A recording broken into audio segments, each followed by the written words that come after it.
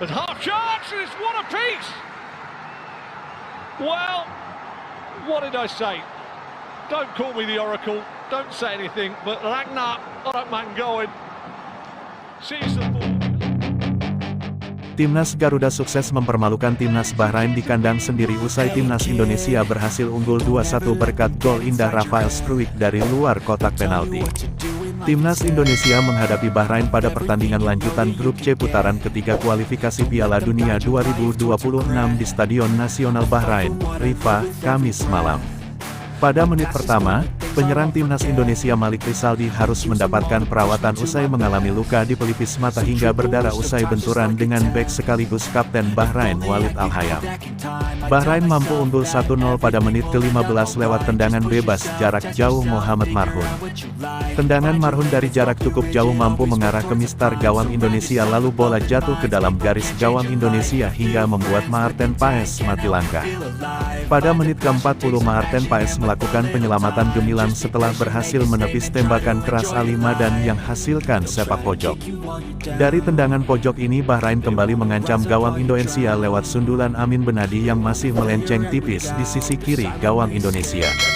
Pada menit ke-45+2 Indonesia membuka peluang melalui sontekan Rafael Struijk. Namun sontekan Struijk yang melintas di depan gawang Bahrain tidak disambut pemain Indonesia lainnya. Namun situasi ini menghasilkan gelombang serangan Indonesia berikutnya. Berawal dari umpan lambung Ivar Jenner dari sisi kanan kemudian bola menciptakan kemelut di depan gawang Bahrain. Bola kemudian disentuh bek Indonesia Miss Hilgers dan mengalirkan umpan kepada Ragnar Oratmangoen yang menghasilkan gol untuk tim Garuda di menit ke-45+3. Skor 1-1. Pertandingan babak pertama berakhir dengan skor 1-1. Pada awal babak kedua Sintayong memasukkan Rizky Ridho menggantikan Jordi Amat dan Eliano Reijenders menggantikan Sandy Walsh. Kemudian pada menit ke-58 STY memasukkan Marcelino Ferdinand menggantikan Malik Rizaldi. Pada menit ke-60 keputusan aneh dibuat wasit Ahmed Al-Kaf saat Rafael Struijk terjatuh usai didorong bek Bahrain saat berusaha melakukan tendangan voli lalu bola mengenai wasit. Tetapi wasit tidak menilai pelanggaran melainkan hanya drop ball atau jambol. Pada menit ke-74 Timnas Indonesia berhasil berbalik unggul 2-1 lewat gol indah Rafael Struijk lewat tembakan melengkung dari luar kotak penalti yang membuat kiper Bahrain mati langkah. Dalam pertandingan ini Timnas Indonesia bermain dengan formasi 3-4-3. Di posisi penjaga gawang Timnas Indonesia memasang Maarten Paes. Kemudian di lini belakang STY memasang trio bek yaitu JIZ, Jordi Amat, dan Miss Hilgers. Lalu di posisi sayap Timnas Indonesia memasang Kelvin Verdong di sisi kiri dan Sandy Walsh di sisi kanan. Kemudian di lini tengah STY memasang duet Ivar Jenner dan Tom Haye. Lalu di lini depan Timnas Indonesia menurunkan trio Ragnar Oratmangoen, Rafael Struijk, dan Malik Rizaldi.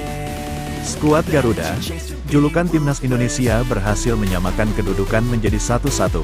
Setelah mendapat pressing tinggi dan kesulitan membangun serangan, Timnas Indonesia akhirnya bisa mulai menemukan ritme permainan jelang akhir laga babak pertama. Mereka intens membangun serangan hingga akhirnya bisa berbuah gol di menit 45+2. Ialah Ragnar Oratmangoen yang menjebol gawang Bahrain usai memanfaatkan umpan dari Ivar Jenner. Tendangannya gagal dihalau kiper Ibrahim Lutfala. Timnas Indonesia pun menyamakan kedudukan 1-1. Skor bertahan hingga akhir laga. Duel Timnas Indonesia vs Bahrain sendiri digelar di Bahrain National Stadium, Rifah, Kamis, tanggal 10 Oktober tahun 2024, pukul 23 waktu Indonesia Barat. Pertemuan kedua tim tersaji dalam matchday ketiga grup C babak ketiga kualifikasi Piala Dunia 2026 zona Asia.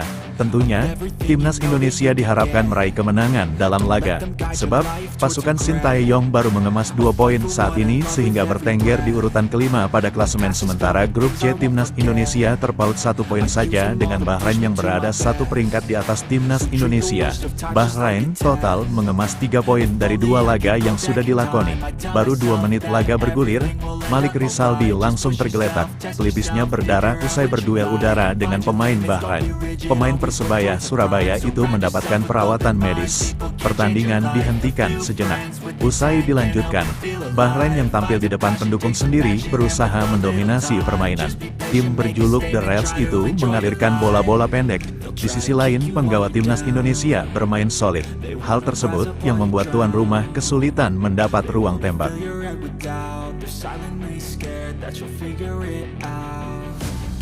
I'll make it look like I'm losing.